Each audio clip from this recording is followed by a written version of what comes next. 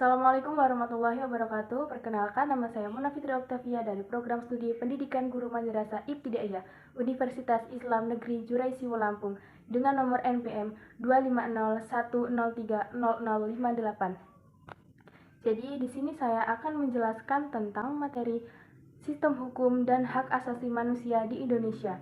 Jadi apa sih sistem hukum itu? Sistem hukum adalah kesatuan norma hukum yang mengatur kehidupan bermasyarakat dan bernegara, bertujuan untuk menciptakan keadilan dan ketertiban. Sistem hukum di Indonesia. Jadi, apa sih sistem hukum di Indonesia itu? Sistem hukum di Indonesia merupakan sistem hukum campuran yang menggabungkan berbagai tradisi hukum yang disesuaikan dengan kondisi sosial masyarakat Indonesia. Yang pertama ada hukum Eropa kontinental, menjadi dasar utama hukum nasional dengan ciri utama yaitu kodifikasi hukum. Contohnya KUHP dan KUH Perdata.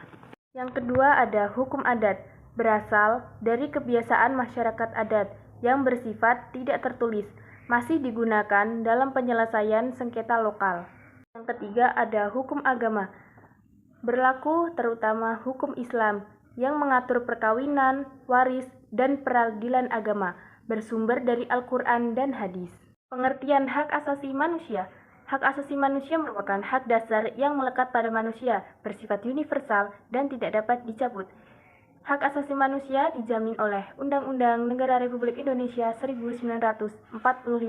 Adapun lembaga perlindungan hak asasi manusia, yang pertama Komnas HAM, yang kedua KPAI, yang ketiga Lembaga Bantuan Hukum, dan yang keempat adalah organisasi masyarakat sipil. Jadi, demokrasi konstitusional merupakan prinsip-prinsip demokrasi yang menggabungkan demokrasi dan konstitusi. Kekuasaannya dibatasi oleh Undang-Undang Dasar dan menjamin hak dan kebebasan warga negara. Prinsip demokrasi konstitusional, yang pertama kedaulatan rakyat, yang kedua supremasi hukum, yang ketiga pemisahan kekuasaan, dan yang keempat adalah peradilan yang independen. Dan yang terakhir adalah tantangan penegakan hukum dan hak asasi manusia di Indonesia. Tantangan penegakan hukum, yang pertama ada korupsi, kualitas SDM penegak hukum, tumpang tindih peraturan, dan intervensi politik. Tantangan penegakan hak asasi manusia, yang pertama adalah pelanggaran hak asasi manusia, yang kedua diskriminasi kelompok rentan, yang ketiga keterbatasan akses keadilan, dan yang keempat kriminalisasi aktivitas.